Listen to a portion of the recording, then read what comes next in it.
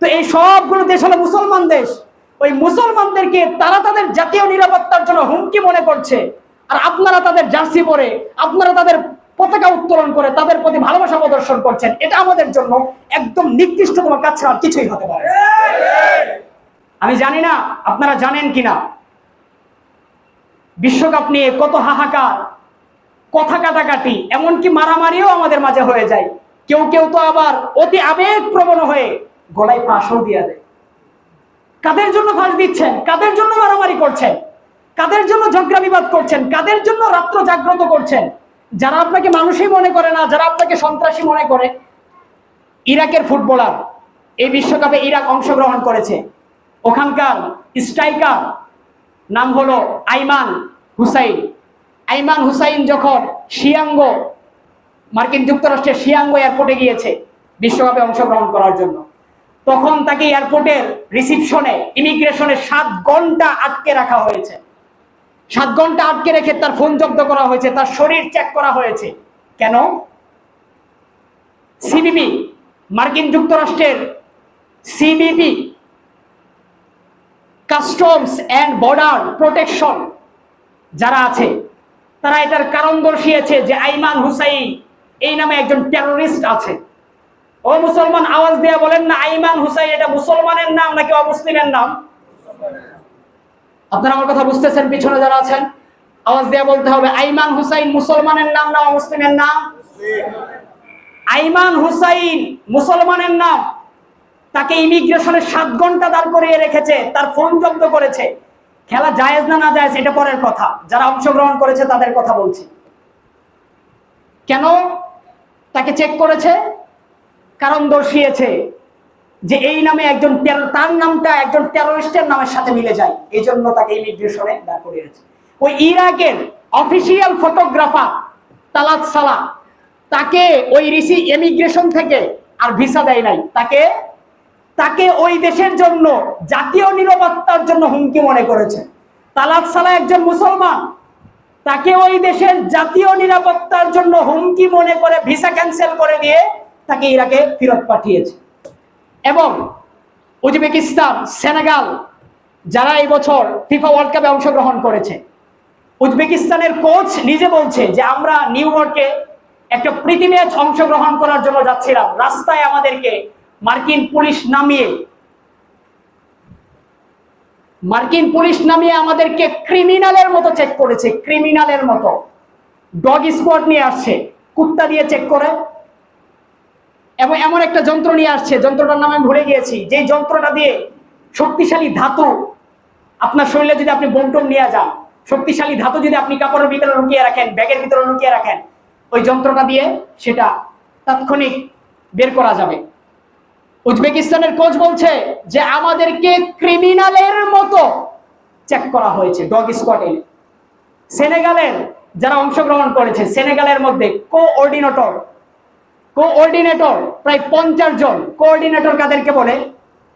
যারা খেলোয়াড়দের সমস্ত দিক দেখবে, কোন বাস দিয়ে যাবে, কোন বাস দিয়ে আসবে, যারা ওই দেশের দর্শক যারা খেলা দেখতে আসবে তাদের টিকিটের ব্যবস্থা করে দিবে, তাদের জায়গার ব্যবস্থা করে দিবে, তাদের প্রাসঙ্গিক যে বিষয়গুলো আছে এগুলো যারা দেখবে তাদেরকে কোঅর্ডিনেটর বলা হয়।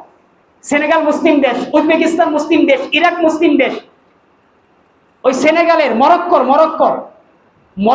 50 জন কোঅর্ডিনেটর ভিসার আবেদন করেছে, ভিসাও আছে। 50 জন থেকে 44 জনকে বাদ করে দেওয়া হয়েছে, 44 জনকেই বাদ করে দেওয়া হয়েছে। এবং উজবেকিস্তানের সাথে তো এই আচরণ করা হয়েছে।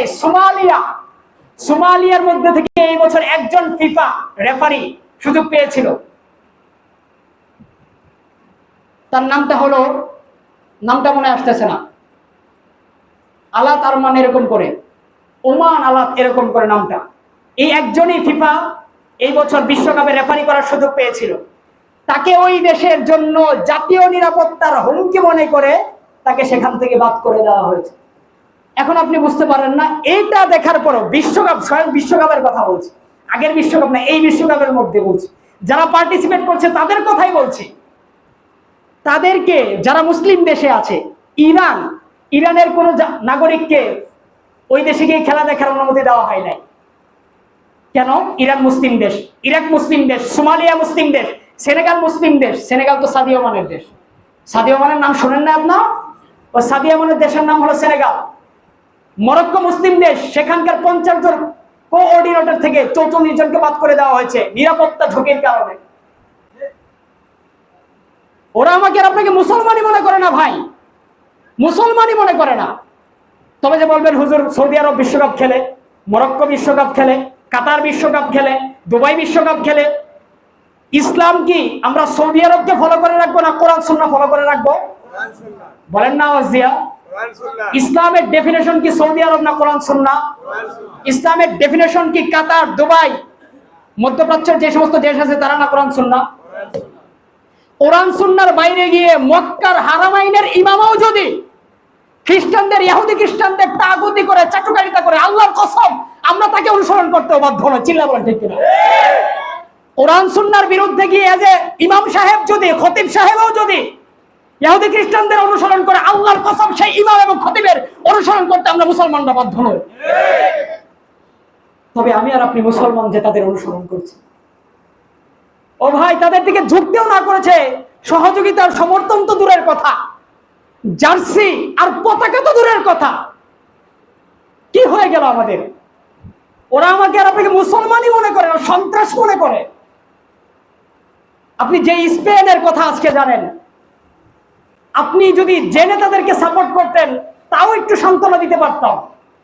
আপনি তো না জেনে তাদেরকে সাপোর্ট করেন এবং বলেন হুজুর এইগুলোর মধ্যে ইসলামকে টেনে আনবেন না, ধর্মকে টেনে আনবেন না।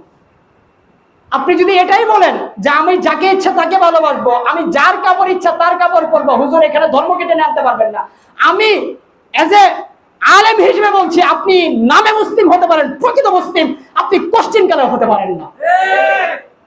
এই কথাটাই বলে হয়েছে উদখুলু ফিস সিলমি কাফা, ইসলামের মধ্যে পূর্ণাঙ্গভাবে প্রবেশ করো।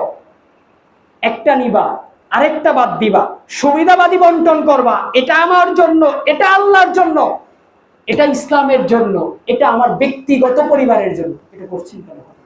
ভাই রাগ কইরেন না, কথাগুলো আসছে